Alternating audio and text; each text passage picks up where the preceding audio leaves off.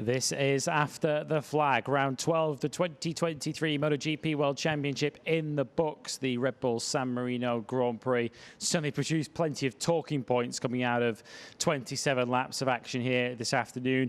A double victory in the end this weekend for Jorge Martin, backing up his sprint win yesterday with victory today, leading every lap of the Grand Prix. Lewis Suddaby and Simon Crafar ready to talk you through all of the key moments and topics of discussion from this San Marino Grand Prix weekend.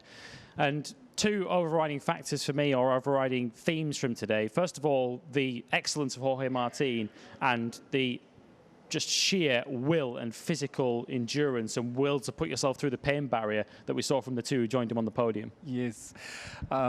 First, Jorge, I think everyone's known that he has that capability. He's done it before. Things were missing. They were off and on all this season. And again, it's, I believe, down to Ducati changing their engine, you know, and him not figuring it out. Remember, he went from 21 to 22. They had that disaster with the engine, you know, it spun up everywhere and they had to change the bike setting, fried his brain. And I don't think, when I say that, I mean it fried him, because trying to figure out how to ride this different bike, you know, with different setting. Now, he's gone through the same thing about the start of this year. The bike's good, but it doesn't stop as well as he was used to. And it was Pecco Bagnaia who figured it out first, clearly. You know, Bastianini, his teammates, had some time off, so it's taken him a while to figure it out. And Jorge, I think he's clicked, he's figured it out. They said something about going back to another setting, and he just felt good straight away. At Catalunya with the low grip, but here with the high grip, they didn't have to change it. It felt fantastic, and he rode fantastic all weekend. His one-off qualifying lap we knew was missing, and both races stunning, helped by that new launch device, whatever it is that Ducati have got, because he didn't even have to pass anyone, or like both the sprint and the main race. Yeah, so Jorge Martin taking that stunning pole position yesterday, and you feel that was one of the key secrets in his double victory here this weekend, because qualifying hasn't really been Jorge Martin's forte this year. We came into this season just thinking of Jorge Martin as one of the riders who would really maximise the sprint format, because he's so good in qualifying and he's usually at the front of the grid. He hasn't really been at the front of the grid as often as we'd expect this season. So is there anything in particular that's changed this weekend for Jorge to get that qualifying performance right, or is this just track specific? What do you think? No, I think it is set up. He's got the setup that works, that gives him confidence, that he knows how to use it. He can go out there and ride like the wild man he can and put something special together. And that was missing. And they put it back to how, well, they found this setting at Catalunya, but that's extremely low grip. He did well, but from a bad qualifying position, but they'd only just figured it out. And now, after spending that weekend there, he came here, he didn't expect it, and he just said, like, it feels like, you know, back to great. And so he put straight away his performance in qualifying, which was stunning, like amazing lap, and in both the sprint and the main race. Like I said, again, I'd like to repeat that start device Ducati have got. Him, Jorge Martin and Pecco using that device have been amazing every time. It's so reliable. So the rest of the paddock are trying to figure out how to close that gap again. And you feel like Jorge Martin is the kind of rider who will really feed on that confidence that he will carry out of this weekend. He's not a rider that lacks self-belief, but I think just that result this weekend, just to vindicate what he knows he's got. He knows he's got the potential and the talent to fight at the very front of MotoGP. Now to have a weekend where he's led every racing lap that we had all weekend, surely that's just going to just feed him with confidence as we go into the flyways at the end of the season. Very much so, and we've seen Jorge with this confidence before, a year or two ago. And the only danger is that when he's so confident, he pushes and just goes so fast that he ends up stepping over the mark, falling. Well, it was interesting in his interview with you today. He said he left a little bit of margin. And I think that it's, really good point. And because it leads into what I want to say next, is it's a year and two later than his previous mistakes when he's been really on form, and I think he's learned from that. And he's firmly in the World Championship picture now, of course, with Pecco Bagnaia maximising his weekend to as best he could, really, given his physical limitations this weekend. Jorge Martin, with that maximum points return, has now closed the gap in the World Championship down to 36 points. Still 8 races to go in the season. We'll talk about the two Italians in turn in terms of what they had to cope with, who joined Jorge Martin on the podium. But we'll start with Marco Bezzecchi, who took second place today, a pair of second places today. Perhaps not an obvious physical handicap as we saw with Pecco Bagnaia, certainly in terms of watching them just going about the paddock, but he certainly had to put himself into places where he's probably not been before in MotoGP in terms of the physical pain that he had to go through today and yesterday. Yes, it's so important this race weekend for them. It's their home. They're so good at the circuit, both these riders. And Marco, off the start yesterday, because of all the bikes around him, a few riders, Jack Miller himself, someone else, they didn't brake hard enough to release the start device. But we'll talk about that after this interview if you want, because it's going to take a little while to explain. Yeah, looking forward to hearing what Pecco Bagnaia has to say after that. What a physical display that was, and what a display of talent, which we know Pecco Bagnaia doesn't lack. Third place for him today. Let's get his post-race thoughts with Matt Burt. Yeah, thanks, Lewis. On probably one of the toughest weekends of his career in terms of physically and mentally. Pecco, you had to work so hard in both the sprint yesterday and the Grand Prix today, but you do leave here with 2 podiums and the fastest lap in that Grand Prix as well. How the hell did you do that this weekend? Honestly, I was pushed by the things that I wanted to shine in my own Grand Prix, and was the only my only thinking. It was difficult. We started Friday morning in P20, struggling a lot, and we were trying to adapt, and we did enormous step in front, but during the race I was just riding with the arms, and after 15-16 laps I had to leave Jorge because I started to have problem with the front tire pressure, and physically I was very tired, but I'm happy. I'm very happy, proud with what we did, because it was more easy to arrive to the race and just going calm, just to take some points, and we never give up. And this was our ambitions, to be in the top 5. We did better in the P3 in both races, so I'm very happy. Obviously, you were trying to push Jorge in those first laps. Do you think if you'd got to the front, or if you were leading, it might have been a different story, if you could have perhaps managed him behind you? I don't know. In many places he was faster than me. I was losing in 3 crucial corners. That was corner 6, corner 10, and last corner in acceleration. So for sure he had an advantage there. So for sure we have to check to the data to understand his advantage and understand why he was taking this kind of gap. But apart that, I'm just very happy. Was more easy, like I said, to be more calm and to just try to don't lose too much point, and we managed to lose 14th compared 37. Some amazing defending in both the sprint and the Grand Prix today against Dani Pedrosa. You in a lot of pain, but he was proving to be a big pain behind you as well, wasn't he, this weekend? I mean, when you see Dani behind you and you know that there's that podium there, I guess that's all the motivation, isn't it? That the reception you got off the crowd after the race was what was keeping you going, keeping you pushing. When I saw that he was closing the gap, I just said, okay, 2-3 laps of rest, and then push again for the last 3 laps, and we managed to do it. And in the last 2-3 laps I was fast, very fast, 32.1 I did in the last lap.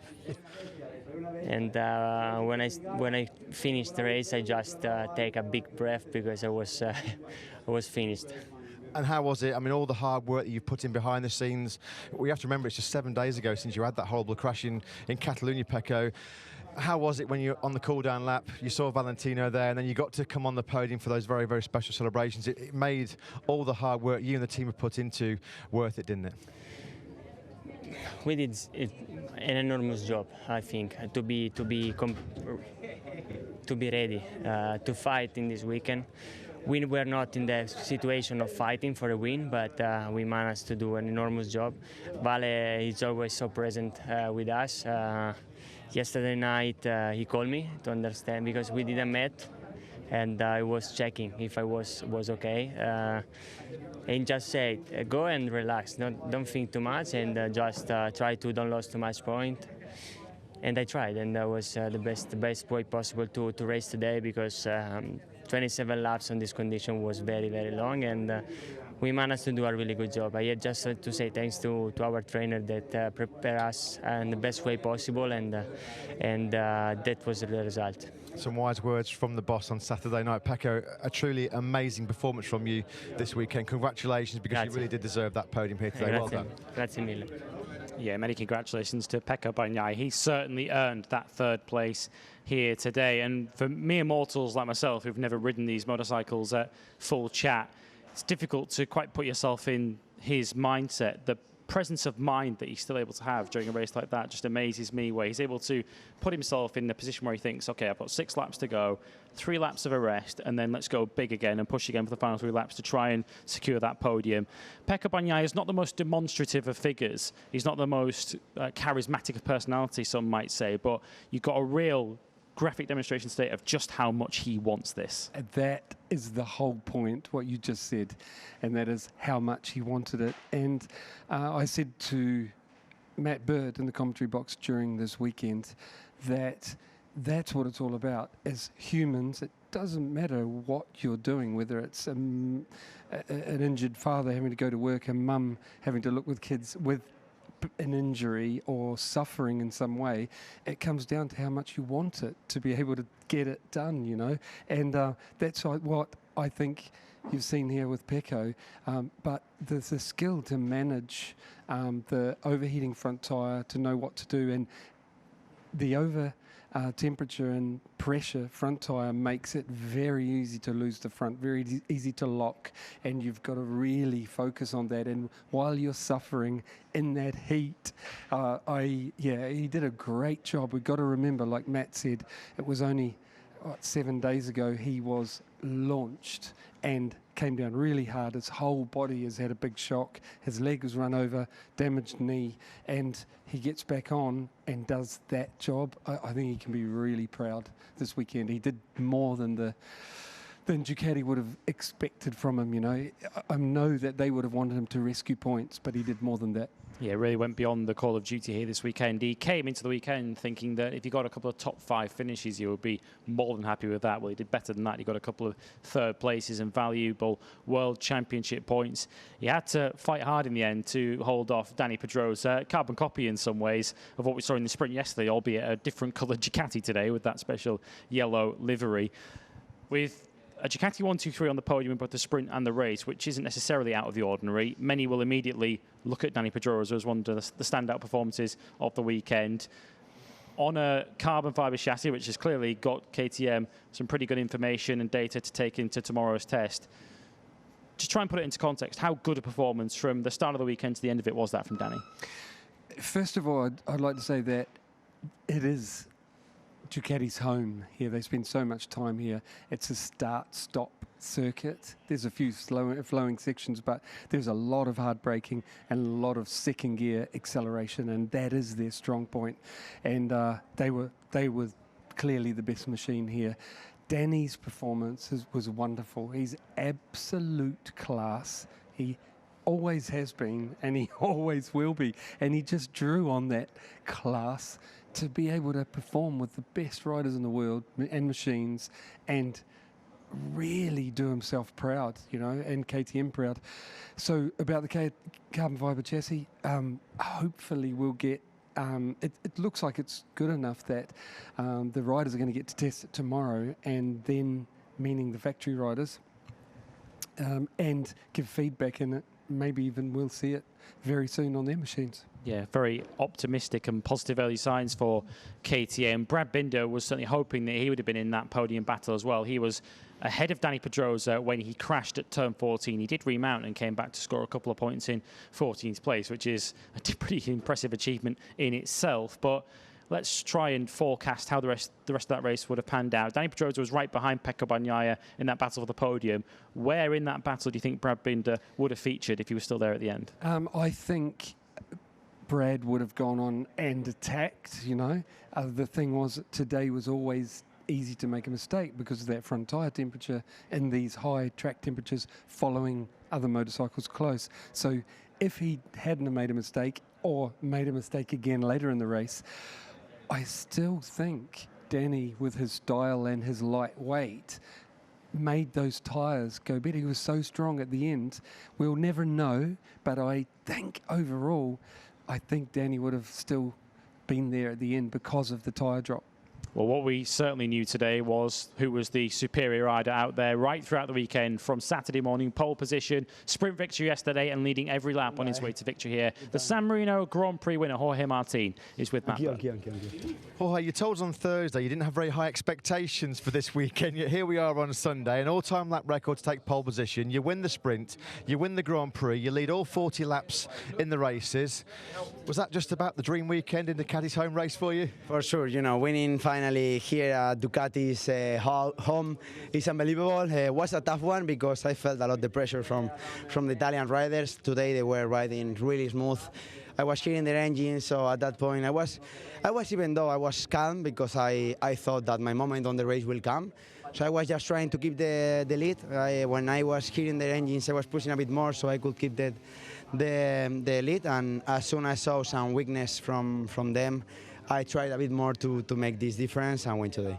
Did you expect, knowing the condition of Marco and Pecco, that they were perhaps going to drop back a little bit quicker? Were you surprised that they were so close to for as long as what they were? No. You know, we weren't pushing a lot on the first laps. I think we all had this small margin.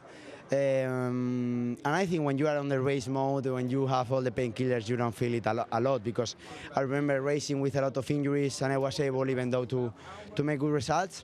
So yeah, for sure they felt during the weekend, but on the race you are with all the adrenaline, it's difficult to feel it. Never easy to keep Pecco and Marco behind you in Misano. They do so many laps around this circuit, but it looked like, Jorge, from the outside, the key laps were 16, 17, and 18. You really got your head down, and that was when you broke away. Yeah, I was trying to keep some margin on the physical side, trying to keep the body fresh, you know. So when I had the chance to push, I could do it. And yeah, as soon as I saw 0.3, then I started to push 3 laps, as you said, full gas and like quality, risking a lot on the braking, a lot of front lock, but it was worth it to make this gap to 2.3. And then I saw Marco was trying to catch me, but I, still pushed to keep the distance till the end. And last laps were a bit risky, but winning in Italy, as I told you, in Ducati's track and in front of them I think is so important. Jorge, there's still a long way to go. I know you don't like to talk about the championship, but it's 36 points now. You've had a couple of big weekends in Catalonia, now here in Misano. You're so full of confidence now. This weekend would have given you another injection of big belief. So you obviously are now. We have to look at you as a serious title contender, don't we? I think that it's not my responsibility to win the championship for Ducati. For sure, if I have the chance, I will take it. But I'm a satellite rider. I'm not even a factory rider. So for sure, my day will come when I am on that seat, but I'm not yet. So just trying to enjoy the moment, I think, is the key to winning races, and I will enjoy this moment.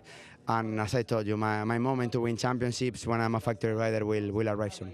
From the outside, Jorge, that looked like one of your best weekends in your entire career. Super impressive, super great job. Well done, Jorge. Bye-bye, thank you. Yeah, congratulations to Jorge Martin. It certainly looked from the outside like the best weekend of his MotoGP career. Picking up on his last answer there, that's something he's said previously in this weekend as well. He said it yesterday after he won the sprint. He said there, it's not my responsibility to be the world champion on a Ducati. I'm a satellite rider, obviously referring to Pecco, who's the factory rider, team leader. Is that Jorge playing some mind games and trying to take some pressure off himself, or do you think he genuinely believes that? I'm honestly not sure. I'm not going to. I mean, riders in general do like to, they're massive egos, do like to big themselves up, and you know what I'm saying. I'm not going to play. All I firmly believe is that, they're all a balance, these awesome sports people, a balance of natural ability and, talent, and work ethic, and in that work ethic is how much you train, how much you prepare, how much you work to be better, and how much you want it. And Jorge's always had the first bit, but now I'm seeing that he's building on the second part, which is work ethic, training, and how much he wants it. Well, someone who certainly wanted it today was Marco Bezzecchi, who also had to go through the pain barrier this weekend, and he was rewarded with 2 second-place finishes. Here he is with Matt. Yeah, Marco, you've been battered, you've been bruised, but you've been brilliant here this weekend in Misano. We knew it was going to be a tough weekend for you, Marco. The most obvious injury, of course, your left hand, but I know you got hits to the hip and hits to the back as well in Catalonia last weekend. So to come away from your home race with 2 second places, you must be super happy with that. Yes, I am. My body is a little bit sore everywhere, but the most critical part was the left hand, as you said. It's nothing crazy, but it's creating me a lot of pain and a lot of problems when I'm riding. Of course, it's a difficult track, it's a physical track, and Sector 1 is really demanding. So I expected to suffer, but to be honest, today I suffer a bit later than I expected, and was more because once I was behind Pecco and Jorge for many laps, then the pressure started to go up, and when the bike became difficult to ride, I have to push more with the body, and there is the moment where I started to struggle a lot with the pain. So I said I have to pass Pecco. I have really to take some fresh air is what I have to do, and fortunately I made it, and for the last 8-9 laps I don't remember, but I was with some free space in front, and the bike started to go well. The hand was coming worst, but at least it was easier to ride the bike. So I knew I had to suffer. I really gave my all to try to bring this to the end, and to be honest, I wanted to give the fans a win, to feel the national anthem and everything, but Jorge was fantastic, so he deserved this result, and I made my best, so I have to be happy. Marco, with the injuries and given how hot it was out there today, was that the toughest race of your career, or certainly one of them? I think for sure for this year, for sure. Because to be honest, I was in a very good shape. This winter I trained very well, and to struggle with the hand here, I didn't expect such a lot of problems. From a small injury to such a big consequence. But, you know, it was like this. I had to resist, and fortunately everything went well. So. You pushed Jorge so hard. We saw on the cool-down lap, Valentino was having a little chat with you. What was he saying? Yeah, you know, well, I passed Pecco once, but then I made immediately a mistake because the front tire was not performing very well, but also Tramonto 9 and 10 is the corner where Pecco normally is really strong. He's the strongest there. He make the corner in a certain way that I don't know how he does, but he's fantastic. So I passed him the corner before, and I said, for sure, he will try to pass me again. I don't know where he was, but I tried to brake as late as I could, and unfortunately I went wide. So when I stopped to Vale, we immediately spoke about this. Without that mistake, maybe I could win. And he said, yeah, for sure, because that mistake was, you were still close to Jorge. But then, you know, in that moment, the chaos and everything was a lot. We will speak later with more calm. But Marco, just finally, after everything you've been through these last 7 days, all the hard work, which we don't see behind the scenes, the treatment with your team, the physiotherapy, all the mental stress and the physical stress that you have to go through to stand on that podium. It wasn't the win you wanted, but to see all those Italian fans appreciating the effort that you and Pecco put in today, still must have been a big reward for you at the end of the day. Yeah, you know, this weekend, to be honest, mentally was difficult because I couldn't move from the box. It was difficult to go also to the toilet. And all the people that stopped me was saying to me, come on, you have to win, you have to win. For sure, I appreciate, but was also mentally difficult. So finally to finish this weekend with a good result, okay, it's not a win, but it's I gave really my all, so I know that more than this I couldn't do, and I have to be happy. And I'm happy to finally finish, and finally I can give the fans some free time, autograph, pictures, everything they want, with a good mood and finally relaxed. So I'm happy. Marco, always love talking to you. Great race, great weekend. Congratulations. We'll see you in India in a couple of weeks. Thank you. Such a good ambassador for the sport, isn't he, Marco Bezzecchi? You heard there how he desperately wanted to give all of the fans who've come here to see him win the moment that they all wanted, but also recognising that he has a job to do here this weekend. That's a lot of stress and a lot of pressure to put on a rider who, we should remember, is still only in his second MotoGP season, but boy, is he handling it well. Yeah, I couldn't agree more. He's handled it well since he came in. Surprisingly, the natural side's magic. One thing I have to take away from that interview is his honesty, the lack of BS, the lack of walls and playing games. Just say it how it is, which he's quite famous for. He regularly says to us journalists that the hardest part of his day is to have to talk to us.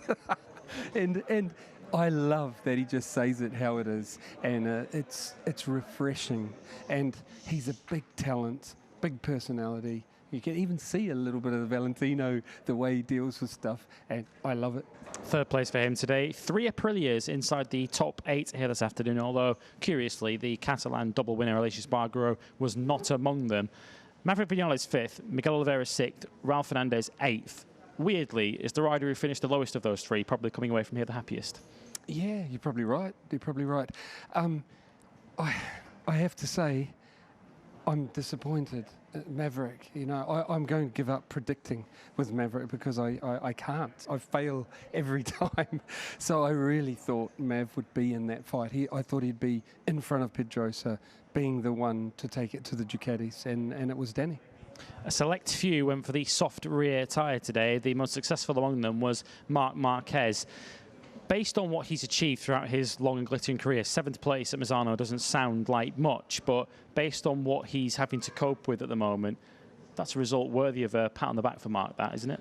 I thought Marc's ride was one of the standout rides of the day, and it's so clear if his bike was closer, he'd be there. I think it's as simple as that. Looking ahead then, a couple of weeks' time, the first Indian Grand Prix is our next stop on the MotoGP calendar. Of course, a blank sheet of paper for everyone, so difficult to really know what to expect. But of the riders on the grid, who are the riders who stand out as perhaps the best at adapting to new tracks? Who do you think might well step forward and see a race at a brand new circuit as something of an opportunity? Wow, I haven't thought of that, and it's a very good point because it's going to play a massive part. You could say on one side, the more experienced riders, because basically the more tracks you ride over your career, the more types of corners you ride. And then when you get to a new track, you say, oh, that corner's like the one I did there and that one, and you learn it quicker because of that. But then you've got absolute talents, that adapt so quickly, like 2 of them on the podium today, especially, I would say, is Jorge Martin and Marco Bezzecchi, so I really don't know. It's going to be interesting who adapts the quickest and what type of circuit and what type of grip, what that suits the different machines. It's all going to come down to that, and who stays healthy, as well.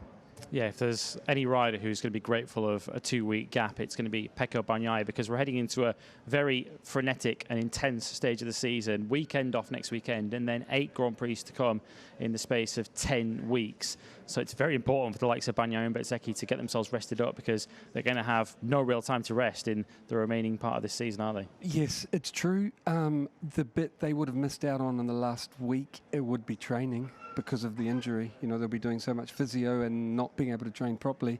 But if they proved what they could today, I don't think it's a problem. They're gonna. This was the hard one, and they passed with flying colours. So I think they'll be good from here.